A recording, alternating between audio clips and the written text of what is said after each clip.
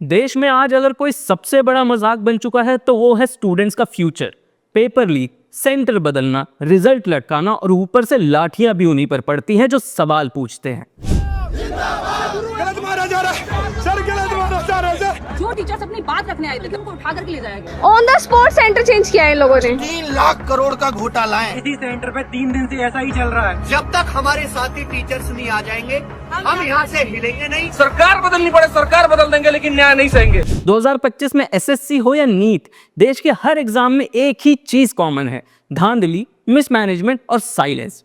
2025 के SSC selection post phase 13 का exam एक ऐसा आईना बनकर सामने आया जिसमें देश के एजुकेशन सिस्टम की हर परत नंगी हो गई।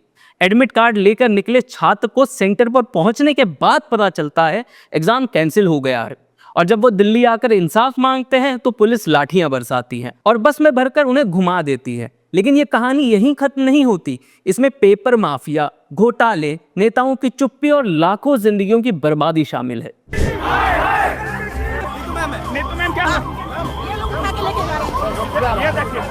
ये देखिए किस तरीके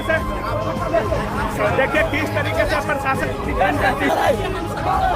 क्योंकि उनका मानना है कि हम लोग इस लायक नहीं हैं कि हम लोग बच्चों की आवाज उठा सकें। ये सिर्फ एक टीचर की आवाज नहीं थी, ये चीख थी 3 लाख करोड़ के एग्जाम घोटाले में पिसते लाखों स्टूडेंट्स की। 2025 के एसएससी फेज 13 एग्जाम में जबरदस्त धांधली सामने आई। स्टूडेंट्स दिल्ली पहुंचे ताकि वो डीओपीटी मिनिस्टर जितेंद्र सिंह से मिले और सिस्टम की जवाबदेही तय करे, लेकिन बदले में उन्हें क्या मिला? न मुलाकात, न सुनवाई, मिली लाठियां। बात यहीं तक नहीं रही, कई स्टूडेंट्स का सेंटर लास्ट मिनट पर बदल दिया गया। दिखा रहा है आरके डिजिटल सेंटर नंबर 2 और गेट नंबर 2, और ये मैंने अभी एसएससी की साइट से डाउनलोड किया है। इसमें सेंटर दिखा रहा है Pawan Ganga. On the spot centre change किया है इन लोगों ने, ऑन द स्पॉट। अब मैं वहां जा भी नहीं सकती हूँ इतनी दूर। किसी का सेंटर दूसरे स्टेट में पहुंच गया और जिन्हें सारी झंझटों के बाद सेंटर मिल भी गया, उन्हें वहां बताया गया एग्जाम पोस्टपोन हो गया है। लगातार दूसरे दिन एग्जाम कैंसिल कर दिए सेंटर ने, सारी की सारी 31 तक की सारी एग्जामें कैंसिल कर दी है। मशीनें नहीं चल रही, सर्वर क्रैश हो रहा है, माउस कीबोर्ड काम नहीं कर रहे, इन्विजिलेटर गायब है। बीच एग्जाम में कम से कम 10 से 15 मिनट के लिए सबका समय रुक गया है। एग्जाम नहीं चल रहा था, पूरा सिस्टम लॉक हो गया था। मतलब जिस प्रोफेशनलिज्म की उम्मीद थी वो जमीन पर पड़ी लाश की तरह सड़ रही है। ये सेंटर्स पे बाउंसर बुलाकर के बच्चे का सिर फोड़ा गया अगर उसने किसी बात का कुछ विरोध किया गया है। आज के एग्जाम में यहाँ पर हमारे एक साथी को बहुत ज्यादा मारा गया, ये देखिए आप। इस बार एग्जाम कंडक्ट कराने की जिम्मेदारी थी एडुपिटी टेक्नोलॉजीज नाम की एक कंपनी पर, जिस पर पहले से ही पेपर लीक और चीटिंग के ढेरों आरोप लग चुके हैं। ये वही कंपनी है जिसे 2020 में central directorate general of training ने इनएलिजिबल घोषित कर दिया था, और फिर भी उसी कंपनी को टेंडर देकर एग्जाम कराने दिया गया। अब ये गलती है या साजिश? जवाब आप खुद सोच लीजिए। मार्च 2022 में भी Madhya Pradesh teacher eligibility test का कॉन्ट्रैक्ट एडिक्विटी को मिला था, जिसने उसे आगे राजस्थान की एक दूसरी कंपनी को बेच दिया, और फिर वही हुआ, पेपर लीक, हजारों स्टूडेंट्स का फ्यूचर बर्बाद। और तो और दिसंबर 2023 में फिर से इसी कंपनी को एक और कॉन्ट्रैक्ट दे दिया गया, एमपी एम्प्लॉयज सिलेक्शन बोर्ड का। अब ये क्या है, सरकार का अटूट भरोसा या फिर अंधी मिली भगत? नीट, यूपीएससी, एमबीए, सीईटी, कोई भी एग्जाम उठा लो, हर जगह गड़बड़ी कॉमन है। मार्च 2023 में एडुक्विटी को महाराष्ट्र में एमबीए एंट्रेंस टेस्ट के लिए चुना गया, और वहां भी इरेगुलरिटीज, रिपोर्ट ऑफ फ्रॉड और प्रॉब्लम सामने आई। अब ध्यान दीजिए, एनटीए यानी नेशनल टेस्टिंग एजेंसी जैसी बड़ी संस्था ने भी मार्च 2022 में एडुक्विटी के एक फ्रॉड कंपनी होने के बावजूद इसी कंपनी से एग्रीमेंट साइन किया। ये कोई गलती नहीं हो सकती, ये या तो बहुत बड़ा करप्शन है या फिर युवाओं के भविष्य से खुला धोखा। इंडिया टुडे की रिपोर्ट बताती है कि एक मेजर एग्जाम सेंटर के हेड ने कंप्लेंट की कि टीसीएस, जो कि एक और एग्जाम कंडक्टर है, उनके लोग एडुक्विटी के सेंटर पर जानबूझकर प्रॉब्लम्स क्रिएट कर रहे थे ताकि उनकी रेपुटेशन खराब हो और कॉन्ट्रैक्ट छीना जा सके। मतलब अब एजुकेशन और एग्जाम्स भी कॉर्पोरेट गैंगवॉर में तब्दील हो गए हैं, और इनके बीच में देश का छात्र पिस रहा है। जब न्यूज़ चैनल्सों में बवाल मचा, सोशल मीडिया पर हल्ला हुआ, तो सरकार ने कहा अब से एसएससी एग्जाम्स पर फुल कंट्रोल होगा, ओवरसाइट टीम्स आएंगी, इंक्वायरी चलेगी, प्रोटोकॉल स्ट्रीमलाइन होंगे। लेकिन सवाल यह है कि जब एडुक्विटी की पूरी हिस्ट्री सामने थी तो फिर टेंडर उसी को क्यों? और ये भी मान लो कि इंक्वायरी होगी तो क्या टीचर्स और स्टूडेंट्स को इंसाफ मिलेगा? क्या जिनके साल बर्बाद हो गए उनका कुछ लौटेगा? अब आप सोचिए कि क्या एसएससी का मामला अलग है? बिल्कुल नहीं। यूपीएससी प्रीलिम्स 2025 में भी वही कहानी दोहराई गई। राजेंद्र नगर, जिसे यूपीएससी छात्र का हब कहा जाता है, वहां छात्रों ने प्रोटेस्ट किया। क्यों? क्योंकि रिजल्ट्स में घपले थे। 3 लगातार रोल नंबर वाले कैंडिडेट्स मेंस के लिए क्वालिफाई कर जाते हैं। क्या ये कोई लॉटरी है? और सबसे ज्यादा कैंडिडेट्स कहां से निकलते हैं? गुजरात से। और संयोग देखिए, गुजरात के एक अखबार ने 24 मई 2025 को यह खबर चलाई थी कि राजकोट में 500 रुपए में यूपीएससी पेपर बिक रहा है। अब उसी स्टेट से सबसे ज्यादा क्वालिफायर्स। कभी कभी संयोग भी शंका छोड़ जाता है। जब एक स्टूडेंट ने आरटीआई डाली, अपनी ओएमआर शीट, आंसर की और कट ऑफ मांगने के लिए, तो कमीशन ने कहा रिजल्ट डिक्लेयर नहीं हुआ है, इसलिए कुछ नहीं देंगे। मतलब पूछोगे तो पकड़ लिए जाओगे, जवाब मांगोगे तो भगा दिए जाओगे, और जब तक हम चुप हैं ये सिस्टम हमें कुचलता रहेगा।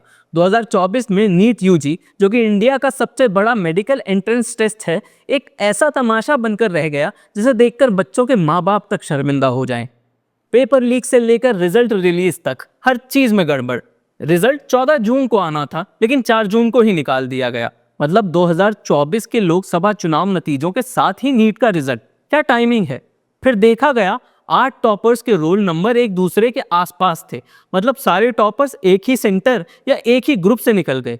67 स्टूडेंट्स का 720 में से 720 स्कोर आ गया, जो पहले कभी नहीं हुआ। अप्रैल 2025 में संजय कुमार सिंह और संजीव मुखिया को पटना से गिरफ्तार किया गया। आरोप नीट 2024 क्वेश्चन पेपर लीक का मास्टरमाइंड। और यही नहीं, संजीव मुखिया पहले भी कई एग्जाम लीक्स में शामिल रहा है। अक्टूबर 2023 का स्टेट कांस्टेबल एग्जाम, मार्च 2024 का टीचर्स रिक्रूटमेंट एग्जाम।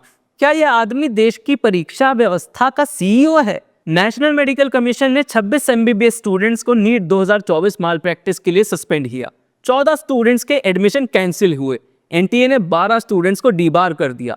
200 से ज्यादा के कैंडिडेटर सस्पेंड कर दिए गए। लेकिन क्या सिर्फ बच्चों को सजा देने से सिस्टम सुधरेगा? जो लीक करवाते हैं, जो टेंडर देते हैं, उन पर कार्रवाई कब होगी? इंडिया टुडे की रिपोर्ट के मुताबिक पिछले 7 सालों में 70 पेपर लीक हो चुके हैं। 1,70,00,000 स्टूडेंट्स पर सीधा असर पड़ा। राजस्थान, यूपी, एमपी, गुजरात, तेलंगाना, हर बड़े राज्य में पेपर लीक आम बात बन चुकी है। राजस्थान में 2015 से 2023 के बीच 14 पेपर लीक। यूपी में 2017 से 2024 के बीच 9 पेपर लीक, जिसमें UP TET, PET, BEd, JEE, NEET, constable exam शामिल हैं। 2024 कांस्टेबल एग्जाम लीक ने अकेले 48 लाख स्टूडेंट्स को प्रभावित किया। अब तो स्कूल और बोर्ड एग्जाम्स भी नहीं बचे। बिहार बोर्ड क्लास 10th का पेपर 6 बार लीक हुआ। वेस्ट बंगाल बोर्ड का पेपर 7 साल में 10 बार लीक हुआ। तमिलनाडु में 2022 में क्लास 10th और क्लास 12th दोनों के पेपर लीक हुए। मतलब अब स्कूल लेवल से ही बच्चों का विश्वास तोड़ना शुरू हो चुका है। बोर्ड पेपर भी मजाक बन गए हैं। अब हालत ये है कि अगर एक एग्जाम ठीक से हो जाए, पेपर लीक ना हो, रिजल्ट समय पर आ जाए, रिक्रूटमेंट लेटर मिल जाए, तो उसे चमत्कार कहा जाएगा। और जब देश की सबसे बड़ी परीक्षाएं यूपीएससी, नीट, एसएससी जब यही भरोसेमंद नहीं रही, तो बाकी सिस्टम की हालत आप खुद समझ सकते हैं। जून 2024 में मोदी सरकार लेकर आई थी द पब्लिक एग्जामिनेशन एक्ट 2024, जिसका मकसद था पेपर लीक और धोखाधड़ी रोकना, एग्जाम्स की क्रेडिबिलिटी बचाना। लेकिन एक्ट लाकर भी आपने टेंडर उसी कंपनी को दे दिए जिस पर पहले से आरोप है। भाई ये कौन सा लॉजिक है, मुझे जरा समझाएं। यूपीएससी, एसएससी ये सिर्फ जॉब नहीं है, ये एक जीवन बदलने का मौका है।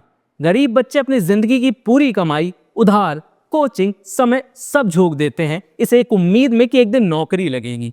और आज 2025 में सच ये है कि अगर किसी की नौकरी लग भी गई तो भी भरोसा नहीं कि ज्वाइनिंग मिलेगी या नहीं। जिस उम्र में स्टूडेंट्स को देश बनाना चाहिए था, वो आज दिल्ली की सड़कों पर पुलिस की लाठियां खा रहे हैं। क्यों? क्योंकि उन्होंने सवाल पूछा था, क्योंकि वो इंसाफ मांग रहे थे। और यही सिस्टम तब तक लाठी मारता रहेगा जब तक हम एक दूसरे की आवाज नहीं बनेंगे।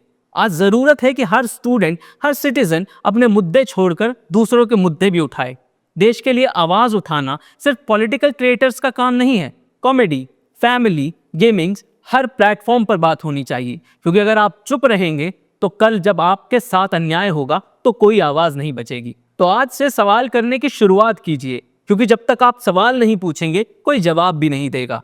अगर आप भी मानते हैं कि यह सिस्टम बदलना चाहिए तो इस वीडियो को सिर्फ देखो मत, शेयर करो, कमेंट करके बताओ आप किस पेपर लीक का शिकार हुए हो। और हाँ, ऐसे में फैक्ट बेस्ड वीडियोस के लिए हमारे चैनल को सब्सक्राइब करना मत भूलना।